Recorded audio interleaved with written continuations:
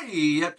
What's up, everybody? Welcome to another episode of Let's Talk About It. I'm your host, Twist Johnson. So grab your drinks or your substance or stay sober minded, if you will. With that being said, let's start the show. But if you feel my vibe, like, share, and subscribe. You can catch all my handles down in the description below of this episode. And before we get into this beautiful person in the world, to me, no exaggeration, we got the current events that nobody asked for. So today's current events is coming from London, and the current events is a teen is charged in the English dance class stabbing, and he stays silent on his new charges of trying to poison and terror individuals. A teen charged with killing 3 girls and wounding 10 others in a rampage at a Taylor Swift themed dance class appeared in court facing new charges of possession on an Al Qaeda um he has an Al Qaeda manual that was confiscated inside of his unit. The London teen, Axel Rubicabana, 18 years of age, appeared in the video from court from Belmarsh Prison in South London. He pulled his prison uniform over his head and refused to respond to questions. He refused to respond to the DA and the judge as demanded. He remained silent on previous charges as well when he was at his arraignments. The judge ordered new charges to be transferred to the Liverpool court, where prosecutors will ask for him to be considered with the murders and the attempt murders of all charges from previous and current charges. Oh God. That's in London, that's a teen. You guys let me know, like, how do you guys feel about that story?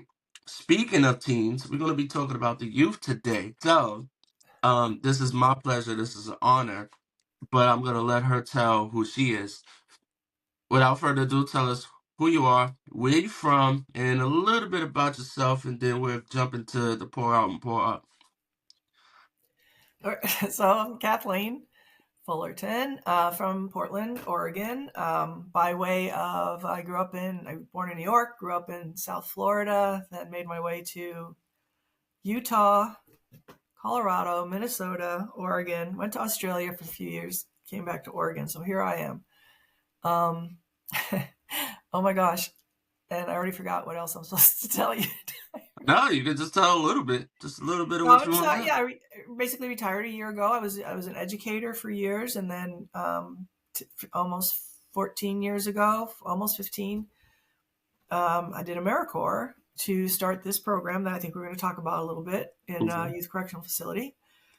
The misnomer is youth because I remember when we would reach out for volunteers, or people would always think it was little kids, and it's just the vernacular of young people. They start out as juveniles in the correctional system.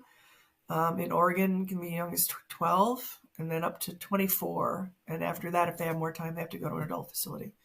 So, yeah, they're not really little kids, although emotionally they might be, because you know how a tough life will keep you from maybe developing as on the right timeline as everybody else. So. Right. All right. Before we jump more into that, let's do the pour out and pour up before I forget.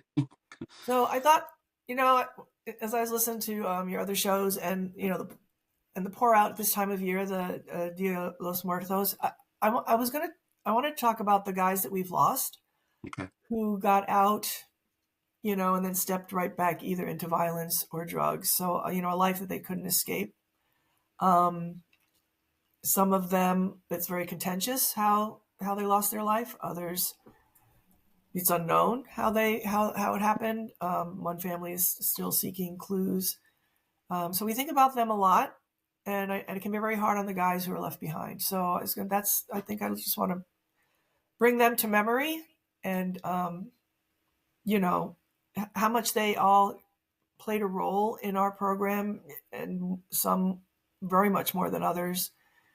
And it's always a loss. It's just a loss of talent and potential, when they cannot escape their demons and that life. All right, let's pour out to the young youth that we've lost.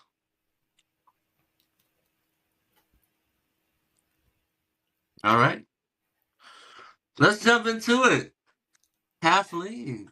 Yes. Ladies and gentlemen, if you guys don't know our relation, this is my mentor, one of many, and she is also my former boss.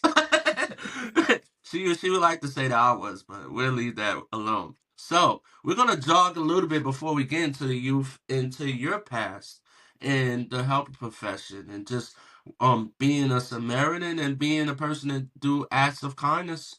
um, let's talk about in the beginning of your career. Um, what were you doing? Well, obviously I went to school in South Florida, and I was I won't give away my age, but Title IX had just come into play, which allowed for the first time scholarships for women. So I struggled, paying for school, and did the financial. I actually got into Georgetown out of high school, but our family, at that time I was the first person to go to college in that arm of our family, so nobody really knew how to get me there. And out of embarrassment, I just ditched it and went to community college. But then I got into athletics, which I'd done in high school. And my coach came and said, "Hey, we have this thing. We'll give you a scholarship." So I went to Florida International University in South Miami. Mm-hmm. Graduated with a degree in education, got out, not a damn job anywhere. So I poked around. Oh, I actually tore my ACL. So it was possible I wasn't going to go back for my final year. So just as I rehabbed it, I wasn't sure I was going to get a scholarship back, which meant I couldn't pay for school. So an ad was in the paper for our local police department, take the test kind of thing. And I thought, what the heck? My dad had been a police officer in New York, Transit Authority. So for me, at that time, it was not a big stretch to do that. So I took the test, but then I got my scholarship back. So I completed my last year, graduated, no jobs. And then they tell me, "Oh, we're finishing up that list, the civil service list, before we do a new one." And I thought, well, hey, a job's a job. Right. And, I'll do it for however long till I get a teaching job. Well, I did for about 5 years. And I think I'm really in South Florida. It was eye opening. And this was in the era of community policing. So it was kind of in between a lot of the changes from the civil rights era, where policing changed. It was very community based, get out and walk around, build relationships. And it was and it was before the militarization of policing, when all of that stuff left over from like the Vietnam War was promised to police departments. And then you had these, the big SWATs and the heavily armored officers, and that changed. So I got out before that. But so community policing was kind of like my jam. And it was interesting. I worked with guys, one guy had been a teacher, another guy had been an insurance agent, and they really made the best cops. And yeah, so I have stories to tell, and I've been doing some writing about it, and we'll talk about that later. Yeah. So Yeah. I did that. Then I got in touch with, my brother was in the Marine Corps, and then he had a friend who was in the Marine Corps. And I would see his postcards at my mother's house. And so I said, "Hey, can I write them?" Mm. And I tell this story. I said, "I met my husband. We were pen pals." And everybody always goes, "Was he in prison?" I go, "No." I mean, that's usually what pen pals would Yeah, indicate, I but said, "No, he was in the Marine Corps." So I got that long distance. And then I said, "Hey, let's give it a go." And so I moved out to Salt Lake and got married, and I actually worked for the city of South Salt Lake Police Department as a dispatcher, mm-hmm. and they wanted me to go out on uh, surveillance stuff, and because I said I didn't want to do that, and then I got pregnant, so of course I'm not going to do that. So yeah, Mm-hmm. just weave your way through life. Tyreek having kids, did a lot of volunteering. Like I said, I went to Colorado, then moved to Minnesota, then ended up in Oregon. And I always did some volunteering that I could take my kids to. So one of the big ones was a Clackamas Women's Shelter. Mm-hmm. And I was kind of like a model parent, And I remember thinking, like, am I doing something to my kids' psyche because they come over here and they play with these kids for 3 weeks, 2 to 3 weeks, because that was the time limit in the facility, and then they never see them again. Mm-hmm. And I always wondered how that impacted my kids. So, and then, like I said, we went to Australia, which was, again, anytime you can travel outside of the country, you should do it. If you can live outside for a little bit, Mm-hmm. you should do it. So when we came back, I thought my mother passed away within months of me coming back, and it was horrible. And so I went back into education. Partly to get out of the house. You're in school all day, and I thought, okay, I'll do this. So I was being a teaching instructional assistant, which was fun, low demand. It was fun in elementary school. And then I thought, why am I doing this? And I Right. subbed, and I'm like, wait a minute, why don't I just get certified and go back to teaching? So I did that. Again, Tyreek, I get my administrator's license, and there's not a damn job anywhere because of another budget cuts in the Oregon area. My husband got laid off, so we thought we were going to go in the Peace Corps together. It was like one of those, I'm going to go somewhere where they're going to appreciate my skills, Right. And then I thought, wait a minute. My kids were grown, but they really weren't on their own. Mm-hmm. So and I just gotten this master's degree and administrator's license, and I felt like I hadn't really had an opportunity to use it. So he went. Mm-hmm. And honestly, that's an interesting application process. Oh yeah. It takes probably almost a year. And if you're married, but you're not going with your spouse, they make sure that somebody's not taken off, like to the Foreign Legion or something to disappear. Oh wow. Okay. So he went to Suriname for a couple of years, and that's when I got the AmeriCorps job to start this program with Oregon Youth Authority. Mm-hmm. And I say started. I didn't start it. Some guys themselves started it. I just came in to run the pilot. You sit down, I look, and I go, this has really good bones. This idea that these guys came up with. Kind of married a little bit of all my experience. So I didn't hesitate going. That they were worried. Are you worried about going into a correctional facility? I was like, no. The education piece, I had a lot of that background and information, and I was very much of the education is liberation mindset. I was very much of the students that don't fit in. How do you work with them? Differentiation, and also brain development, which is the arts is that as a powerhouse for that. Mm-hmm. So that's how we got started. Nobody wanted the program, by the way. Absolutely. So it seems like, and it is, that you have all walks of life. An educator, being a part of law enforcement, and now a youth advocate. Let's explore, what is it like to work inside of a correctional facility with youth? They're still growing, still trying to figure out what maturity looks like for them. They have a discontinuation of life outside of the community. How do you make youth still feel humane inside of the circumstances that they are in? So I can't make anybody feel anything, right? Mm-hmm. I think number one is like, so if I came with this mindset that I was this kind of assistant principal in a middle school for a little bit, and it was a little rural middle school. It was tough. And so I remember I had this young kid. I think he was in 6th grade. Anyway, he had a lot of problems. So I just went in, dug in his file, and it turns out, like, he wouldn't stay in class. He wouldn't sit in his desk. He kind of destroyed property. So nobody knew what to do with him. So I looked at his file, and turns out he had been homeless from birth. And so, he's couch surfing. So this is his experience. He basically, you have no boundaries.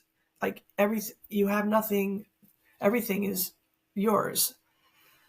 So knowing that, then it gives you tools to meet people where they are and to start to provide kind of the structure and boundaries that they had missed out that got them to this point with no judgment.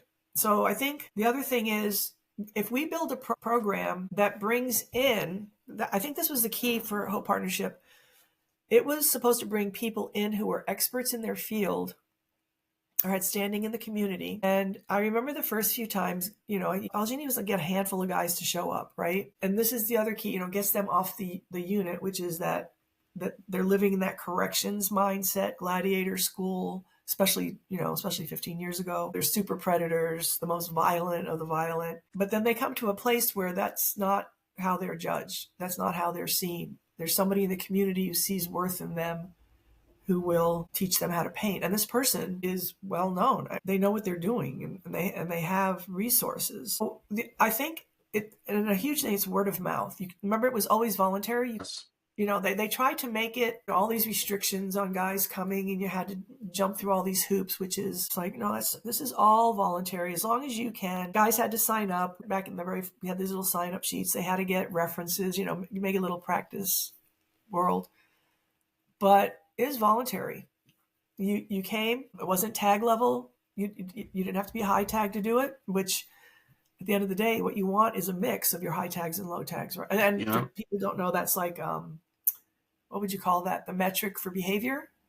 Like, guys who are high tags don't get in trouble. And we used to joke, it's like, you don't get in trouble, but you just haven't got caught. I mean, everybody's up to something. And that was the other thing, to get away from that corrections mindset, that that you can hold two thoughts in your head at the same time, that you got to watch out for these behaviors, but they're also on a path of discovery, and you got to let that kind of unfold in the safest, most secure way. So what made it interesting, and I don't know that any place else in the country does this, we were a nonprofit. We were not state agency staff members. So they had to, and this was a vision of Fairbour's Poxaresh, who was deputy director at the time. He said it had to be led by people who weren't staff, because there's a real mental adjustment of the youth towards staff, right?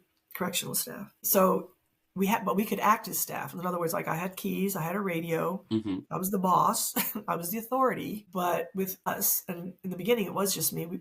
We got to share power. I think that was an important thing. They had a voice. Often they didn't know how to use it yet, so we worked on that. The old making amends, restorative justice. I remember I used to sit with them when they first came into the program. When we had the luxury of just building it, we didn't have as many guys yet.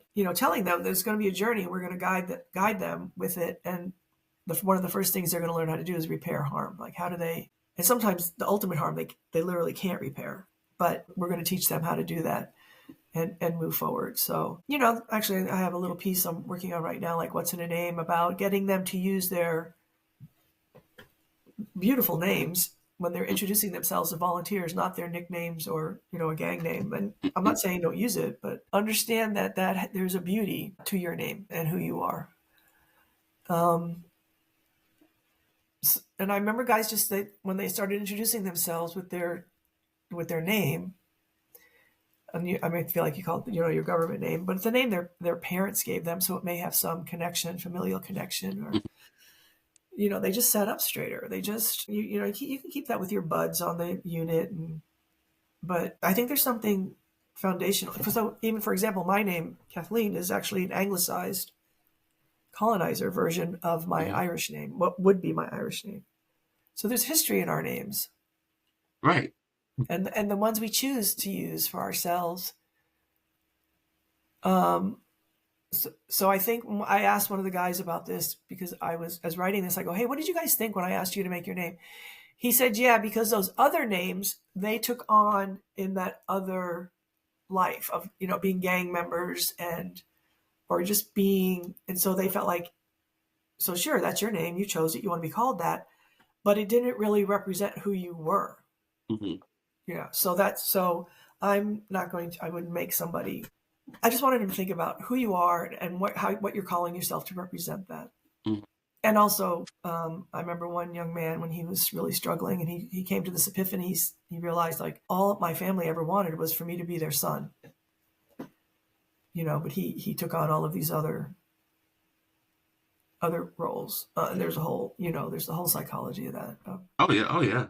Who they are and where they live and what people are telling them, and generational, they're stuck in just generations of behavior.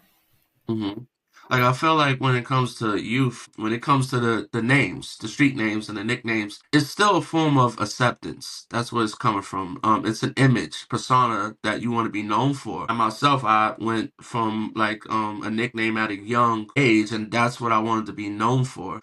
Have the separation from me as a family member and my family dynamics to the streets and like the community that I came from and what I wanted to be known for.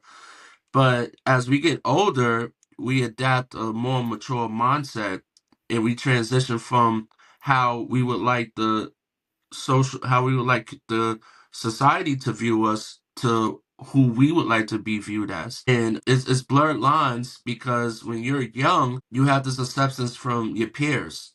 You want people to know that you're a shot caller or, you're a big dog or you're capable of committing these acts. But what we don't understand is that when we get older, these acts and these shot callers and these big dog roles, they don't mean anything when it comes to society of trying to figure out what you want to do as a career path, your family. When you have children, you try to have them deviate from the mindset of being in these organizations of affiliation, and you try to preach just actions of becoming a productive member of society. When sometimes you might look back at it and it's not contradicting, it's just where you are in life. And I think as youth, because if you're working inside of well, not industry, an institution where there's youth and there's other youth, it heightens the mindsets of trying to be someone who you would like people to view you as versus having the mindset of viewing yourself. Yeah, and I mean, I think like I was even taught some of them because it's also cultural. They're Hispanic or African American or the Asian guys, and they feel like they have to change their names to be more accessible to somebody else.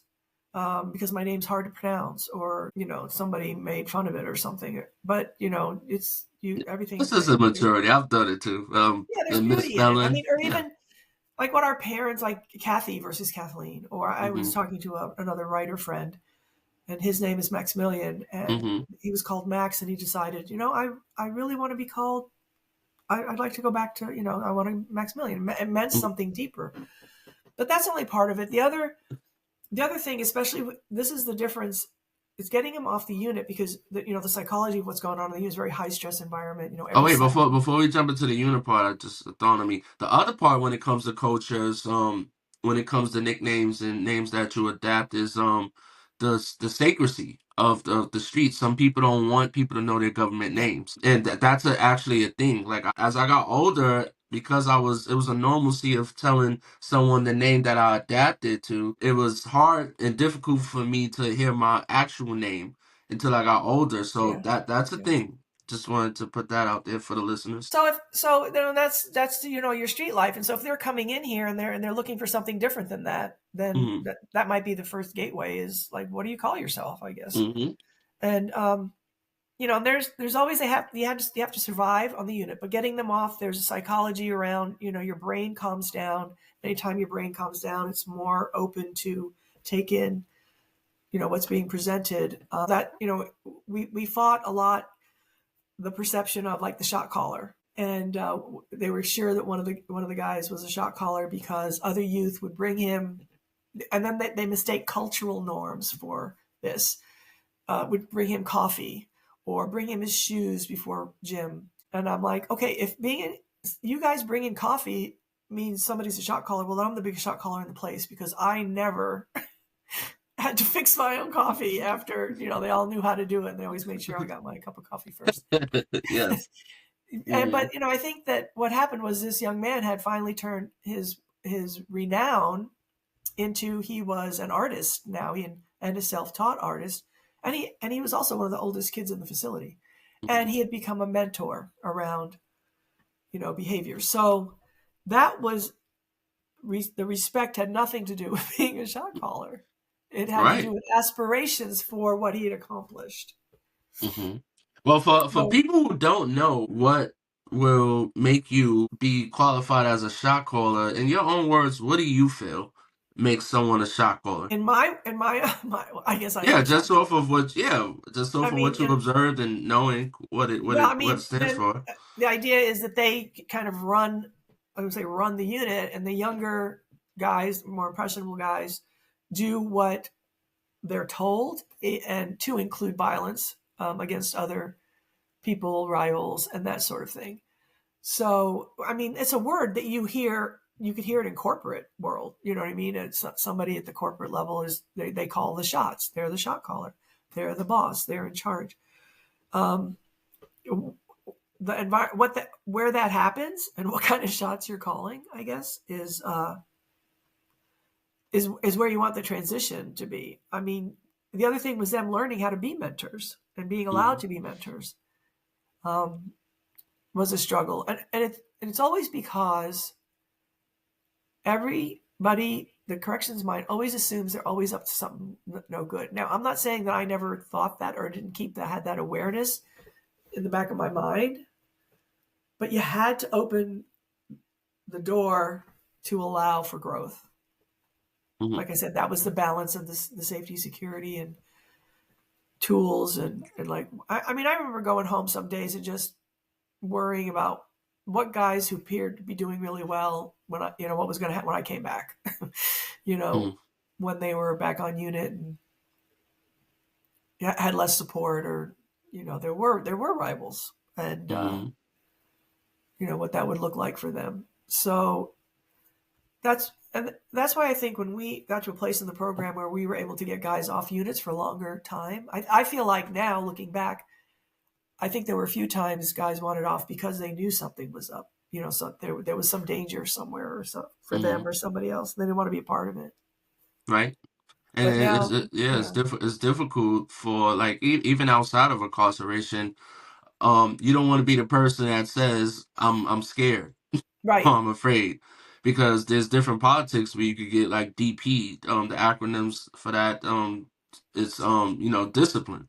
yeah, Like depending on what your organization requires for, like, you're not standing on what you signed up for.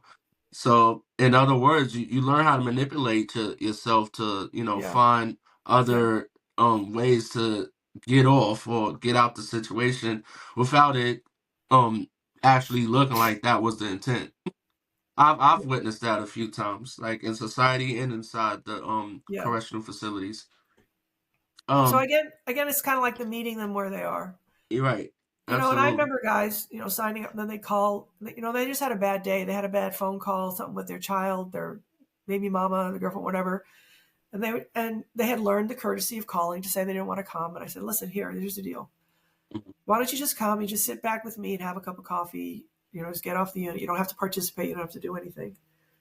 Um, but no, if you don't want to, that's fine. Just know it's open.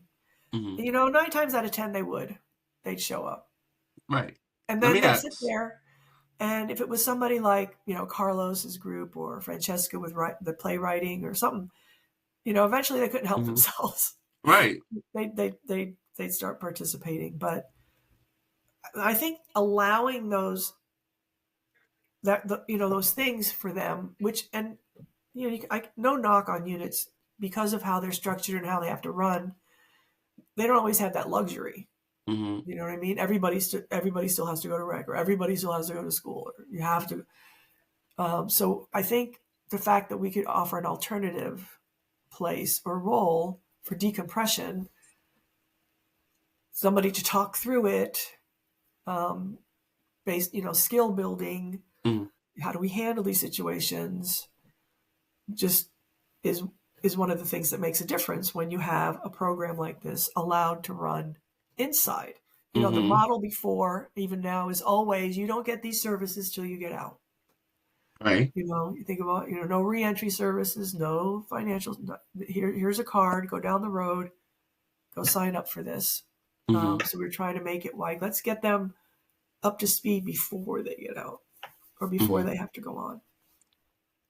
Hope Partnership. It started through the visions of youth. They created the program. It's for the youth. The services are the services that the youth feels that, hey, this is what we would need to survive in society. This is what I would like to do to become a productive member of my community, and this is what I would like to do to develop skills to get me prepared for life. Um, what are some services that Hope Partnership has provided that has helped youth when they transition back into their communities? So let me go back to the beginning. So the guys were very, it was very simple. They wanted to do more with their time than going to school and going to work, and then they had a lot of dead time. Hmm. That would be on the evenings and weekends, similar to everybody else in the world. So the first three groups that they brought in, I think they brought in they Right Around Portland. They had managed to secure Right Around Portland, which is a nonprofit in Portland providing writing groups. They had I want to say a crump dance group, but they really had trouble getting a volunteer to come in and do that. And they didn't have Toastmasters. Dale Carnegie, I think they had a speaker come in. So they had this vision of they wanted to do stuff. So kind of made my job easier, because if I come in and there's already guys who want to do stuff, I don't have to, not too hard to sell. What I came in and thought was, not only should they do stuff, but what works. Let's see, so coming from a school, like what works in turnaround schools. And so there's three things. One of them is, the number one is the arts. Creative writing, visual art, performance art, crafts type things. The other one is guided fitness, which is, I think, what the rec department at McLaren started doing really, really well. Not just, go like not just recess or whatever. They had to. They remember they ran marathons for a while. They have that great Plaza Fitness Center. Michonne came in, and so that kind of thing, guided fitness. And then the other one was high expectations. So my feeling is, the higher you set the bar, the more likely somebody is to go over it. Now, with scaffolding, with skills. So I started out with the arts. So we continued with Right Around Portland. We've been doing Right Around and Portland the whole time. Not sure that they still have Right Around coming in. I can check. Then I put out a call on PDX Backstage for a theater group, or improv. And Hmm. within 15 minutes, I had a phone call. Phil Stockton, who had done a theater group down in California in San Quentin. Hmm.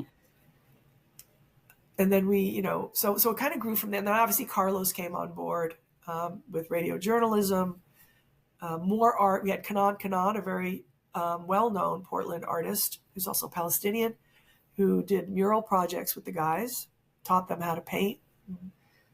So we grew it like that. So in other words, not only are they having something to do with their time with people who are renowned and experts, but it's also working on their brain, in the most pleasant way possible. It's not being forced. Nobody's, you learn how you write, you paint, your brain's up to something. Hmm. So that I forgot. I'm sure I went off on a tangent. No, you did good. Then now remember, this was back mandatory minimums. So we already had guys, we were going to have them for 7 years or longer, 7 or 10 years. You come at 15 or 17, we're going to have you 7-10 years, right? That's a long time. Right. Yes. So they're in the facility, and honestly, we would get guys to a place. It's like, I can't do anything more with you. Like Hmm. you're ready to go. Can I get you out? There's so much as far as their development. Now, then we finally started getting guys out. They stay in touch because we were one of the organizations that are allowed to stay in touch with guys when they get out. Now we start hearing back, I wish I'd known this. I wish I had that. And that's when we ramped up parenting, job reentry. We got Goodwill Job Connections to come in. A great guy, Jim Bombino. He was fabulous. I had a practicum student get her doctorate, and she was in occupational therapies, and she got in Dave's Killer Bread, and how do you behave on jobs? So we started really ramping up that kind of hard skill and soft skill thing to get you jobs. Where do you go to get jobs? What makes it hard, because nobody's going to hire you because Hmm. you're a juvenile with an adult felony on your record. Hmm. Um, so everything that we did, even in the beginning, I kind of guided the brain stuff by going to the arts. but it's what the guys wanted. They want music. I think how many guys we have who are out who did tons of hip hop ciphers, music in the facility, and now are out on the outs doing it. Mm-hmm. So music, writing. So then, of course, we leapt into restorative justice. If we really want to help repair harm, we have to have some real foundational ways to do that.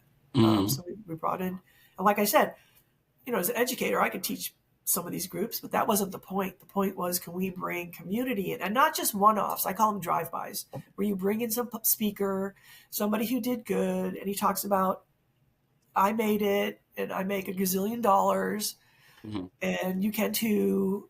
And everybody listens to their music, and everybody gets a big fat meal, and then boom, they disappear. And then the guys are all jacked up. They go back to units. Yeah, cool. What? And then it's like you sit down for a minute. It's like, shit, I don't know how to do that. Mm-hmm. I don't have any access to anything that this person used to build their careers, whatever. So I think Hope's role was to bring in something and somebody who came every week and built and built and built. Even Francesca, who did playwriting, and she's a playwright herself, eventually got guys into a Portland play reading, fertile ground. You know what I mean? So we had them from the facility watching as part of the audience while actors read their plays in the public. So gives you a sense of people cared about me. I have a place and a role in society. I belong there. So I say, I'm going to teach you how to you need a seat at the table, and this is how you're going to do it. Mm-hmm. Don't let anybody tell you no. So you see how we kind of kept expanding and expanding. We had the Lewis and Clark students coming in. They helped write Senate Bill 1008, met with legislators, Toastmasters, which was a really good time. Mm-hmm. And how many guys even still use those, skills that they learned in that. Code switching, we talked about that, how you're not giving up who you are simply because you know how to stand up and present in front of a group. Right, absolutely. You know what I mean? I think some of the most fabulous speeches I ever heard was in our Toastmasters groups. The guys were Mm-hmm. talking about vulnerability. They called it the V word. Yes, the V word. Yeah. The V Just word. this deep stuff. The writing was always phenomenal. We did the tastes. We got hooked up with that. That was my job, to go out and find stuff like, what can we do? What can we bring in? Who else what are they doing that we can do? Right. The Yeah. 1008 measure, that took a lot of convincing, but it was passed. So you have OIA versus DOC. For us out there who don't know what those acronyms stand for, OIA is Oregon Youth Authority, and DOC universally is Department of Corrections. A lot of youth that were incarcerated in the past, they would look at the youth that's coming in today like it's too lackadaisical. They don't really learn a lesson. The door is becoming more fast paced Yeah. because of the legislations, the new laws and procedures of how the crime is treated. Now, some of us, we would look at this measure and say, okay, this is saving our youth. This is helping our youth understand the crimes that they're committing, and it gives them a second chance. But then there's youth that abuses this opportunity, if you will, and they are learning to understand that, hey, if I commit this crime, I'll just be out in a few months. And then there's the youth that was under DOC who don't have these opportunities to have the courts look at their crimes and have it revised where it can fit the crime that they committed and say, okay, they have been incarcerated for long periods of times. Let me ask you, because you've been in this field for some time now, do you feel that it's unfair that the youth that was under the DOC laws cannot be tried as the OIA individuals? And do you feel like that would have helped the situation if they were able to have their cases looked at again under these new legislations? Well, the DLC guys. Well, there's a lot of guys who have gotten out and they've gotten their records expunged, Yep. or they've gotten clemency. We also had a lot of guys who got life sentences, which with parole, because you can't. Nobody gives juveniles. Well, I shouldn't say nobody, but juveniles life without parole. Right. But the parole wasn't for 40 years. 40, that was so. Then that law changed. So after 15 years, Mm-hmm. you could go up for parole. So we've gotten a handful of guys out for that from Hope. So they went, and anyway, I think part of what happened with 1008 is I feel like so I was always, my feeling was just like I'm sorry, I'm not opposed to a long sentence, which sounds horrible, but what I'm opposed to is that adult felony following you around for the rest of your life. Mm-hmm. So and if you look, I think there's research that says once you get past 7 years, the benefits of incarceration or incapacitation really drop off. I think it's probably less than that if you have robust programming available. So the thing with what happened was when now all the youngsters are adjudicated, and nobody really looked at.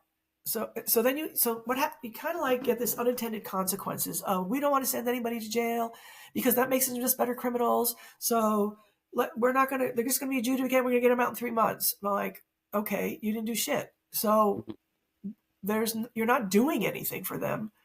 And it happens. It doesn't happen in a vacuum. Like we're the services for their families, Mm-hmm. for their people, putting them back in the communities where everything that surrounded them to get them still exists. So you can't balance the people who say I don't know how to convince them to say, yeah, can you give me a year maybe? I don't know, but with robust programming, the families coming in, their people coming in, we're working together. It's collaborative scheme. Mm-hmm. And even then, you get a 15-year-old, you're letting them back out at 16. It's going to be a tough haul, a really tough haul. And without robust services for when they get out, they're just walking right back into the life that they left. So, it's a double-edged sword where I don't necessarily want to say you can't keep people in jail, which obviously we do Mm-hmm. without any robust programming. It's not safe. They do, you just become a better criminal. It's, it's not good for your health. What is it?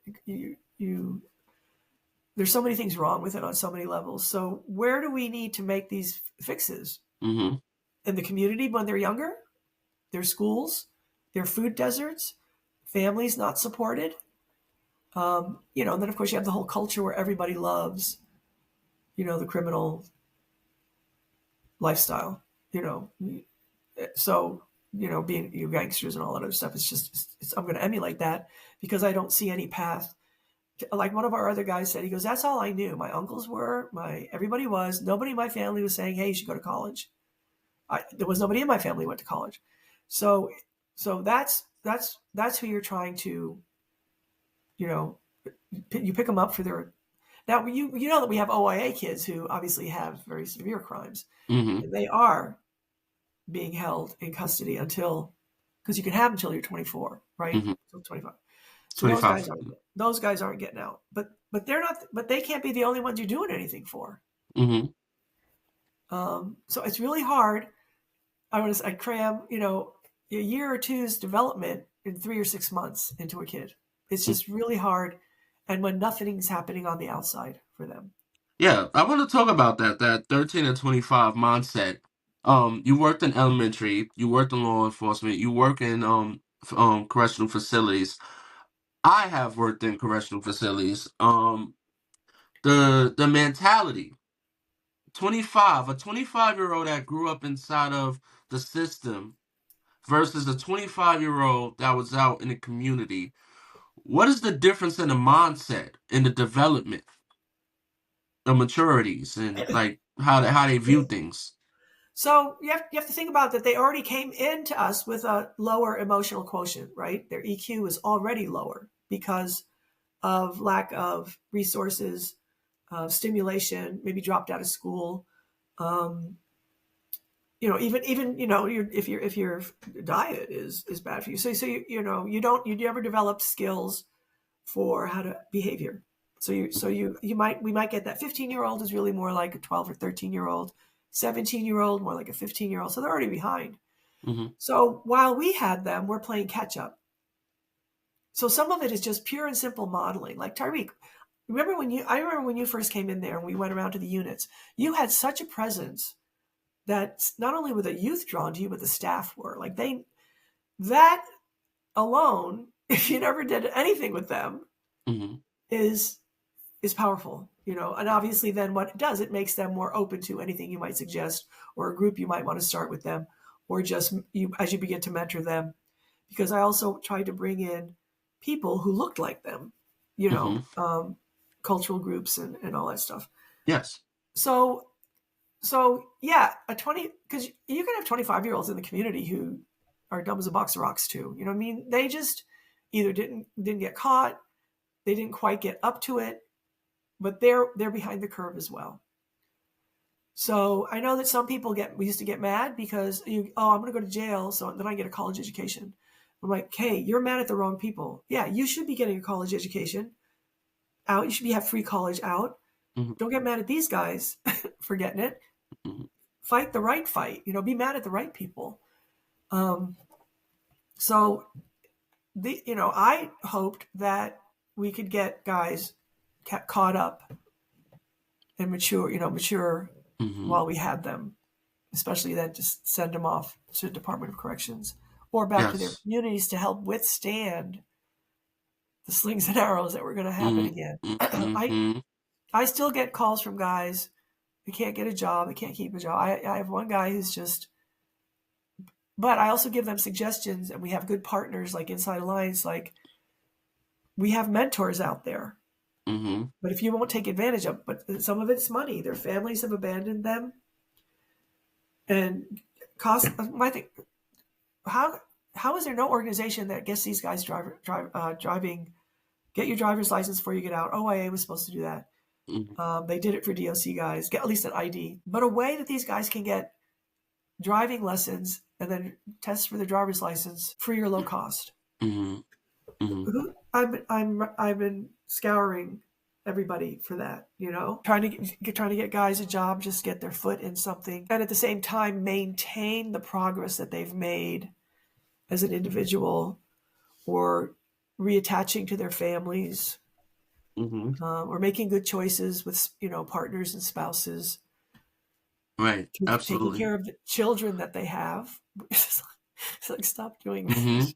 Let's talk a little bit about that. The children and the families. When you're incarcerated for a long period of time, you're talking about you going into these correctional facilities at the age of 13. You're not your sentence is until you're probably about 23, 25, or you might have to transition into adult correctional facility. As time goes on, life goes on outside. The phone calls stop. People start to get in other relationships. If you had a relationship, some people might hold on, but that doesn't seem. Families that fall under the poverty spectrum, they may not be able to visit you, or they might not be able to pick up your call. What does that do to the mental health for these youth? Yeah, I think those are all mitigating factors on growth, and like I said, that's what makes time in there so stressful, and that's why the importance of even getting them to a safe and calm place to be, to process all that, is important. I remember the first time I went to visit one of our former guys at DOC, and so I'm getting up at the crack of dawn. It's pouring rain, and I'm driving there thinking I have a pretty good car, decent tires, I get good gas mileage. I didn't have to get 2 or 3 children ready at the same time. Just got myself ready, get in the car, boom, go. And you think about what families do to just even make a visit is, part of what's going on in these guys' lives. And how many guys have they make a decision to tell their family, don't come visit me because of that. So I wanted to start a program, and seeing OIA create this victim engagement position. I really have hopes for this because this came out of the military, my idea, that it translates to being incarcerated. So if you, and I would tell the guys this, you come in here at 15 and then you're going to get out at like 24, right? And your family could come visit you every single week, see how you've grown, see how you've matured. You're showing them what you're doing. You're doing Aztec. You have your regalia.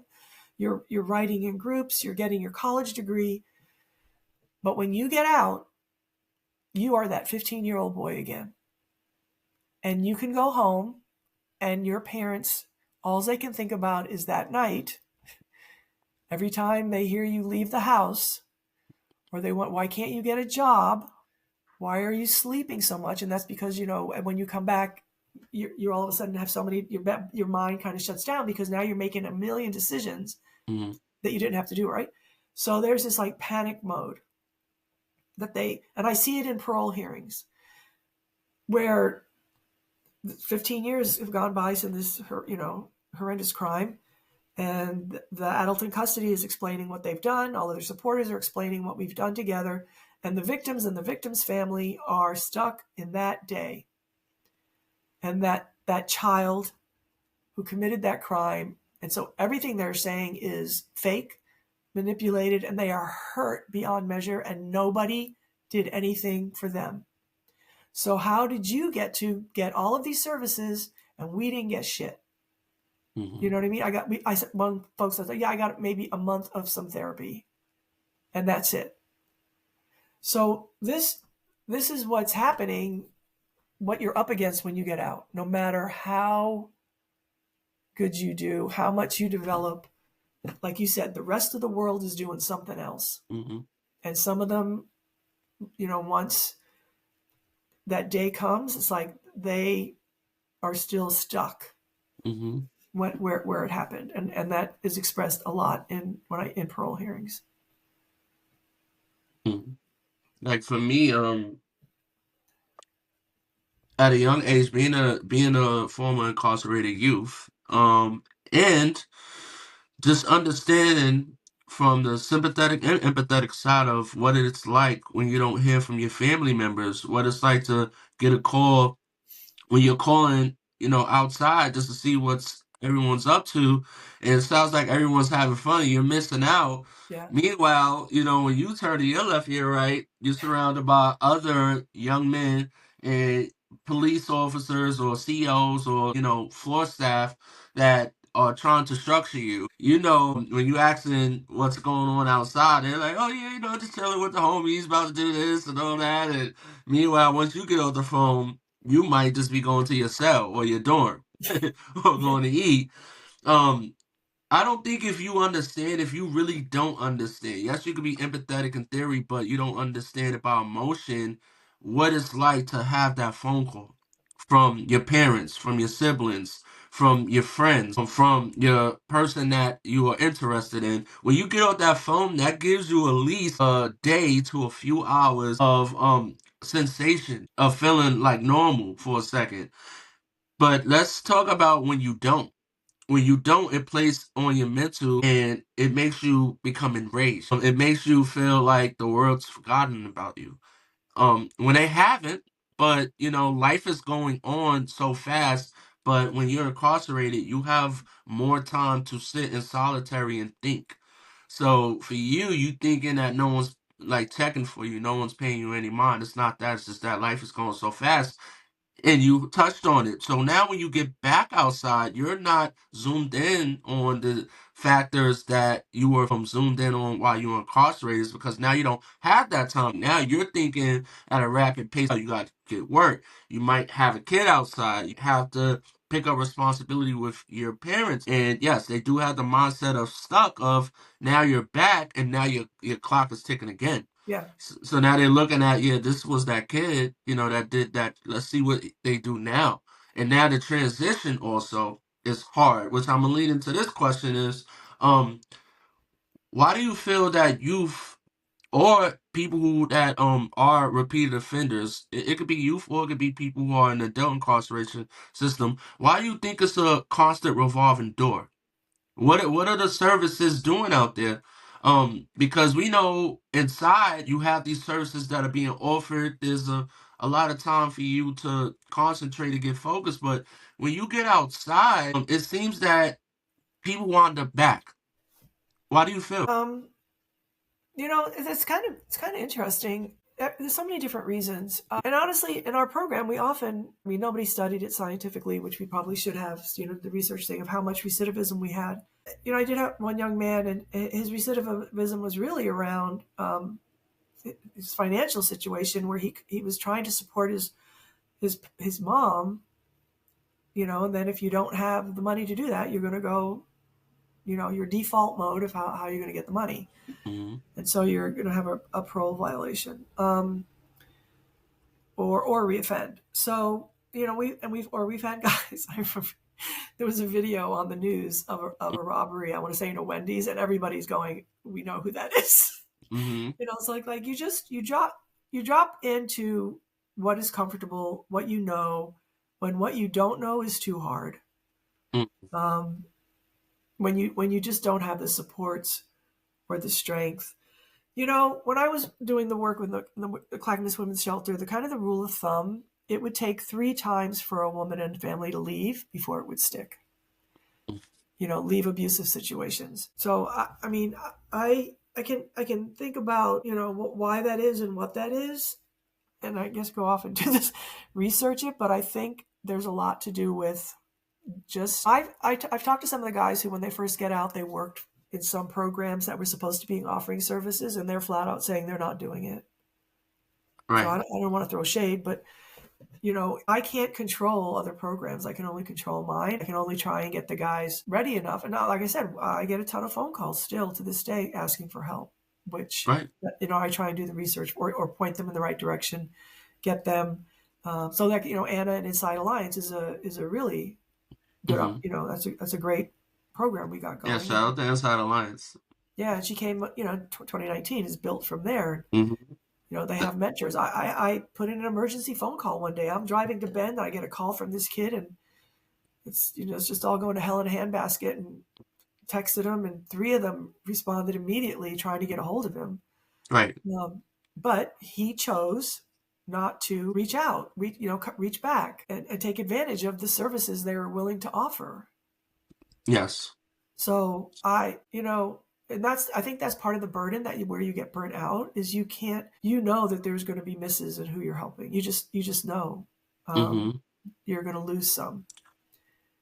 It's unfortunate because it's a broad question, but it's something we need to understand and reflect that we can say that there's not services. You hear a lot of society and communities you come from say there's not enough services. There are services, but it all depends on the mentality and what the pressures that the youth or the individuals are facing in their societies. You have Yeah, people that are still active, so when they yeah, come out, they yeah. still have a duty. That's one part. They You go right also back to they right. go back to the county. They still they Uh-huh. have enemies, and then they have people. Right. Yeah, Right. yeah. So you have that side, but then you Yeah, also have the side. It's true. But I guess this is usually the case with with people who've been incarcerated long term. They become what you call institutionalized. They need the structure. So when they return back to society, the chaos of the fast pace, they can't handle it. So they commit intentionally a crime to return. I've asked individuals that I'm familiar with why, and they honestly said because at least I know that I'll have a meal. At least I exactly. know that I'll be clothed. At 3 hots least in a I cot. know what to expect. Yes, I know what to three expect. hours in a cot, and outside, in society, you have to have like a job. You have to pay your rent, your mortgage. You have to take care of your kids. But it sounds easy, but it's not easy as it's said and done. So people, get frustrated, they get overwhelmed and say, I'm going back here. Yeah, that's why, as we started trying to work more on the transition part of it, of really working with guys before, like 3 to 6 months before they get out, the struggles they were going to face, and try not to be beat down. Like, one of the things you will do is, like, everything's going to be so fast paced. Like, you're going to feel this way. Mm-hmm. It's kind of normal, but then they can't just keep calling back to us, two people, who back in the day when, or just me, or then now we have two people. Mm-hmm. I mean, obviously we're safe, right? You got, once they get to know you and they think that you have the answers, but yeah, transition it's way harder. Mm-hmm. It's super hard. I see guys, and ones who are struggling, but they're still out. Mm-hmm. They have not, they haven't come back. But I feel like they're just living on, on a knife's edge. They're just, it could go so wrong so quickly, so easily. Then I have guys who've Absolutely. gotten out and they were in for a long time. I remember I used to do the math, like how old will they be when that? How old will I be? But Mm-hmm. and they spent that time in the DOC, housing for 3 months and got their legs underneath them and, made phone calls to talk about stuff, but, then got with a good DOC mentor Mm-hmm. to help them through that. Because sometimes there's really nothing you can even do about it. Absolutely. Yeah. I don't know if I had a thought in my head, but it went away. It's okay. Yeah, that's why we tried to ask for that part-time mentor or part-time transition resources person, because there still is so much that needs to be done in the community. I had a volunteer he wanted to start a program where he would come in for about a month, no, about 3 months before a guy got out, which is easier to do because remember, DOC has a set sentence, where Mm-hmm. the OIA kids, like you, and that's the problem. They don't know we don't know when you're getting out. You know what I mean? Right. I think they're holding him a little bit longer, Mm-hmm. but he would meet with them, get to know them, help them, and then so when they got out, that was their resource to set up bank accounts, do taxes, look for jobs, something simple like go to a Timbers game, everything on the up and up. But that takes manpower to supervise that, and Right. um, so I think I had it work through for two guys. It worked. And the guy, he wanted to go to his business. He wanted, businesses want to do philanthropic activities. They want to do stuff. Yes. And that was only my other frustration. We had so much stuff that we could have brought in, that we could do, that we did bring in, we did try and do, and it just the relationship isn't there. And then it gradually, went to staffing issues on OIA side to make something happen. So I that or so, what happens is you might bring it in, and Cummins has a relationship with this guy in the automotive Cummins, but then that person leaves the Mm-hmm. job, goes to another facility, and then that's where it all breaks down. Then the volunteer doesn't have any connection anymore to come in. So that was one of our biggest struggles was, like I said, I had tons of Right. organizations I wanted to bring in, but it was just two people. Mm-hmm.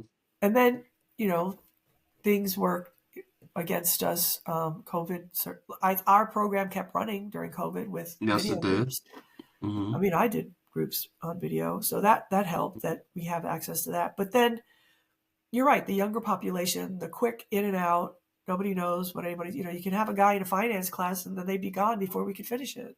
Mm-hmm. Um, so, and then of course, they had, if you're going to have staffing shortages on the OA side, tons of new staff who don't know what the heck to do, making everything be on the unit now. You can't mix youth, it just really takes away a really, really big component of transformation. Oh, I know. A lot of our biggest conversations that we'd have with guys was around those phone calls, Tyreek, where they, their family or the mom of their child would calling with all these problems and wanting the kid who's incarcerated to fix it. And it's like, Mm-hmm. or guys like, I don't know how to talk to my kid. I don't know what to talk about. So we try to put together a program to help with that. But you're Mm-hmm. right. That was a lot of the, those conversations that are part of the program, but are outside of workshops. Mm-hmm. How do I live in here while they're living out there? Mm. Yeah. Right. Right. What do I do with this phone call? What do I do if I heard this? Mm-hmm. Yeah. And just the take on rehabilitation versus correction, just correcting behaviors. The models are changing, but the emotions, like what I'm getting at is, we look at it as because they're youth, they're kids, but they're still incarcerated. So you have that penitentiary mindset where everything is contraband, anything could be a weapon. So you have to critically think and know when to choose your battles, especially when you're talking to a kid you got rapport with. And I'm making a point to, like, everyday life things that we would look at, like, oh, this is harmless: coffee, sugar, potato chips, a pen, uh, like a T-shirt, or giving them the T-shirt. It's everything is being peripheral in on and just saying they can't have. It's unfortunate because it's sad. I remember a time where I was eating some potato chips, and one of the youth asked, could they have the rest of it? They wanted to eat it for a snack, because they felt like they might have missed lunch because they came to a group. And I was like, oh God, like I want to give them the chips, but I was just told by the unit prior that I couldn't give them the potato chips. One, because everybody else doesn't have it, so that can Mhm. make them a potential target, and two, it could be a trade. So I had to tell them, like, hey, listen, yeah, I want to give you. You can eat one right here, but I can't let you take it to the unit. And they were just Yeah. like, yo, arguing me down, and it was a compelling argument just for a bag of chips. This is what I'm saying. Like, just a small gesture goes a long way. And the end of it, he was just saying, you get to eat these chips every day. I don't know when I'm gonna have a bag of chips. And I was just like, I gotta stay and stand my ground with this. And I was just like, I understand that, but in order for me to continue to work with you, do you want this bag of chips to come into the situation of me not being able to help? Like, we can try to work something else out, but right now I can't have it. It's little things like that to where, if I was on the outside and a kid asked me to have some chips, yeah, sure, have it. But because I'm in there, I have to understand that, like, this could be different. This bag of chips can cause so much friction just by you letting him have it on that unit. So it's things that, like that I think about. And the staff piece. Blurred, when you have service providers that come in externally that work with the youth often, and you have volunteers that come, you have the OYA staff, and then you have the contracted staff. But everybody works there every day. Everyone's familiar with the like how things look throughout the day and day out. Do you feel that there is some type of division when it comes to the OY staff, the OYA staff, and the service provider staff that work with the youth? What what do you mean by Hmm. service providers? You're talking about like us, like somebody Like like service from, like, I'm talking about parole officers that come in. I'm uh talking about volunteers that come in. I talk about Hope Partnership staff because of well the trainings and because of yeah. how the differences of the approach. Well, what happened eventually over time, like I said, at the beginning nobody really wanted this program. Mm, And I was told as much in an interview or after an interview. So somebody took me for coffee and said, I just want to let you know this is never going to work. You're never going to do it. I go, okay. But over time, what you have, you have staff who are very, they want to do more and they want to know how to do more. They've been there a long time, and then once they see the guys changing, or they mhm. come to group themselves because they bring the guys. Okay, now you got an ally in what you're doing, and so they don't look quite as askance. But there is a whole thread over time that all the contraband was coming in through Hope Partnership and volunteers. And Allegedly. of course, they have since found out it's staff who brings it in. During Mhm, COVID, you would have thought, well, there should be no contraband in the facility, right? Because mhm, no, of course, there still was. So it didn't happen until one young man who was extremely highly well thought of. He was doing well, never, and he just decided he started to come to group. I think he got to the point where, like I said, he had so much time, he had done everything, and he finally said, "Well, I'll just give Hope Partnership a try." So he finally was able to report to this other staff who he goes, no, they're legit. He goes, what they're doing has value. And nobody's actually, the guys think of it as their sacred space. They're the older guys tell the younger guys, do not bring contraband on here in here. This Mm-hmm. is our space. But there's always that contention between I used to get it when I taught school too. If you have students who are normally problems for other teachers, but they're not a problem in your classroom, they figure you're doing something like wrong. Like, Mm-hmm. I don't know. We used to joke, like, I think they thought like during groups I passed out joints and cell phones to everybody. And Right. that's why the guys behave themselves. Mm-hmm. Um, but no, and even those strong boundaries, I would say boundaries are your friend. And as much as you hate to turn them down for food, I think at the end of the day, and then you give them other avenues for food. Remember, like we'd have a leadership meeting and they could come and cook, on that builds that relationship and that respect. And then it's the guys know it opens up to other opportunities because that they know that's a strong boundary for you and they can trust you. Mm-hmm. And you have to tell volunteers the same thing. So there's always what is it? Former chaplain Craig Cutting, Reverend Craig, and he was my AmeriCorps supervisor. He Mm-hmm. used to say a lot of what goes on in the facility is called administration by rumor. Right. So Yes, that everybody, part. will say, no, they can't do that because this, and I go, what? They said. I go, who's they? They. Um, yeah. So I made a point of always reading policy and know what was going on. Mm-hmm. You know, what went on in the gatehouse of who could bring stuff in, who and Right. yeah. Absolutely. So there's gonna be content. What all you're trying to do is get enough allies among the staff and PPOs, JPPOs, and we had quite a few who got to know us and got to know the guys more, and they're like, oh. So and then it went full circle Mm-hmm. where I could reach out to them, they would reach out to us. Hey, I got this kid in there. Can you help him with this? Right. But it was never, and it will never be seamless or smooth. Right. You know? I mean, for me, just having the experience, I felt like it's all about rapport with the staff and rapport with the youth. You, I feel like when you're a person that works and runs groups and runs seminars and gets volunteers and provides services for the youth, and you're not someone that they know that if a fight breaks out or if tension is on the unit, you're the one that's going to have to figure out how to restrain or put hands on them in some shape or form, put them in a hold. They know that the staff that are on the social services side of things are the ones that are coming to check on the mental, check on their well being. So the respect is different.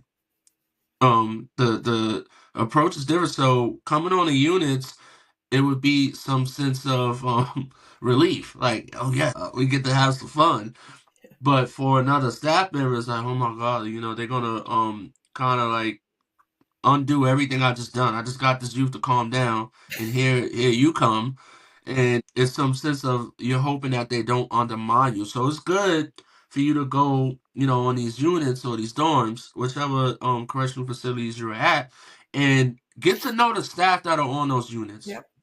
Um, don't come in and just start laying law. No matter what title you have, no matter what chain of command you are, get to know the staff that are there. Because the idea is not to make their job hard, it's Right. to collaborate, make the Make job it easy easier. for the youth. Yeah. But if you come in, you're just starting to, come on a unit, tell the staff, I'm coming to get this youth because I can do it, or because we're scheduled.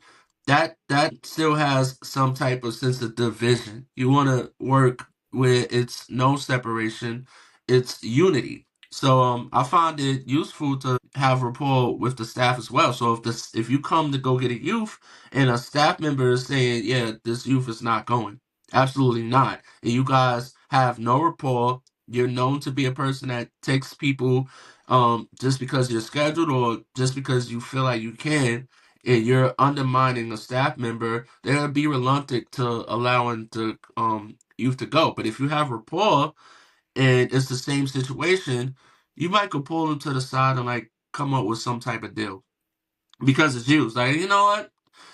I'm gonna let this youth go this time. I'm gonna let this slide. But talk to them and let them know what they did. Or they might just say, hey, listen, no, I'm not gonna let them go. You gotta respect it. You on the same team, you know? Yeah. Yeah, and then there's a lot of. I mean, there's education. Some staff have to be educated. Hmm. You have to be educated. I think you don't want youth to see you as kind of like undermining, not like the other parent, if you will. Right. Yes. And you might explain to the youth, this is the way it's going to be. We can work here. You're not going to get off the unit today or whatever.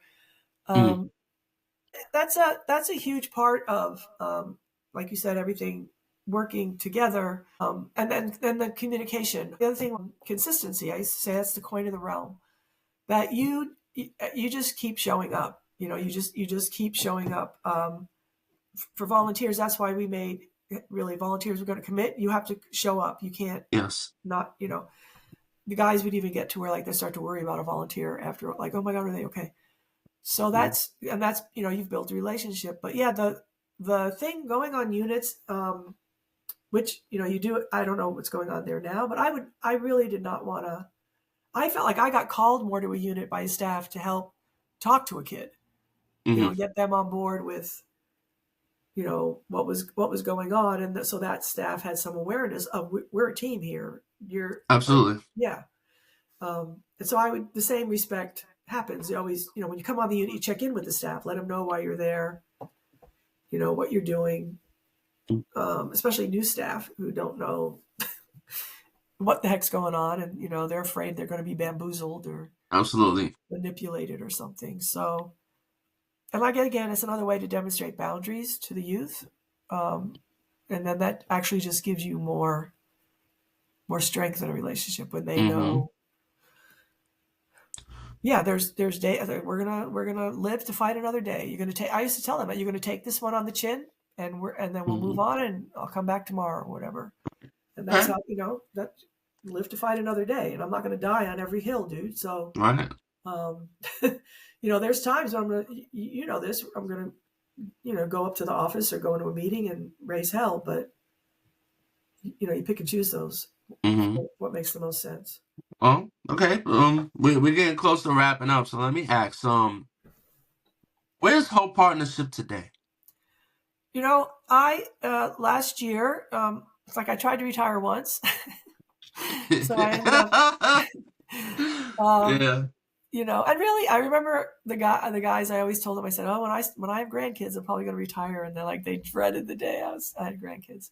Oh yeah, Um, I but did. so I stuck around for a little bit as a consultant, and you remember we had a great practicum student, Blanca, and we've Yes. had great practicum students for the 10 years. I mean, and they've gone on to great things. Really, really happy with the experience we were able to give them and they gave us. But anyway, so Blanca graduated and we were able to hire her. And that was great Hmm. because she had experience of what it was like, because that's the biggest, hardest thing to teach, right? I mean, Absolutely. what it means, you may be really good at this, but you have to be really good at it in a correctional facility. Hmm. So there's a whole other element there. Um, and then we were able to hire we had another gal, Vanessa, and she should tell her own story, but I knew that Yes. she really, really wanted to do this work and the work that we were Hmm. doing. And so then she came on board. Hmm. And so I stayed around for a little bit just to, help grease the wheels, help them similar, what we did, who was who and who to talk to All and right. whatever. And that's a phenomenal combination because, shout out to them because it was a transition.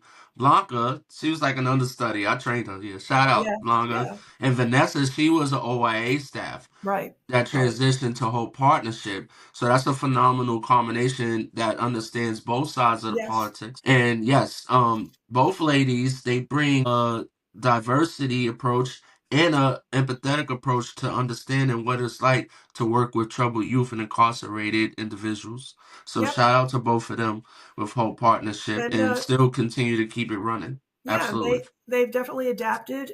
They could definitely use another person because they have to do so many groups on units now. Where, like I said, they just did the Dia de los Muertos. They for 11 units. They did a presentation. That's a lot. Hmm. We had a That is great a lot. space. They decorated that space. I was last year. I went there and did groups with them. And then they had that taken away from them. So now they're kind of back to square one, like when we started. But they're working with this younger population, making sure Still the high value workshops come in. Sorry. Still I nursing this wish I concept. wish I wish they would could get another person, but Mm-hmm. and I wish they could get some more guys to do Sean's Masterminds book group. Right. Yeah, Yes. They will. That's and I what mean, that's where hope is at. Where are hope you at? we have volunteers who've been with, like Mm. Sean loves to say, he's been volunteering there over 10 years. He started and he was one of my first volunteers. Right. And he's still doing it remotely from Baltimore. Mm. Carlos was there for so long, Francesca, Juanita. So I think it's interesting when you build a program where the volunteers are invested as much as the youth. Mm-hmm. That you can really make some stuff happen. Like Johnny now, he's with Unlock the Arts, totally invested and continuing to show up, very generous with his work and what he's doing. So Mm-hmm. yeah, I think it's adapted and it's going on. I do think another staff would be the way to go, but Okay. it's not up to me. So where are you at these days? Have you Still since doing, retired? What are uh, you up to? I know you yeah, do a lot of retired. traveling. I mean, I still have my CELTA certificate to teach English as a foreign language, and I was working with some students in Ukraine, Mm-hmm. but I need to get a new student. And then I'm doing a little bit more writing. I have a newsletter that goes out, and I'm telling the story of Hope Partnership, maybe because the guys wanted to tell it. So I'm telling Absolutely. it in some snippets there, and then just doing some personal writing, kind of trying to tell Mm-hmm. stories. Yeah. The Hope Partnership has a documentary that's coming out, or is it done? I Who? believe it's had the Hope Partnership documentary You that mean the was one being developed.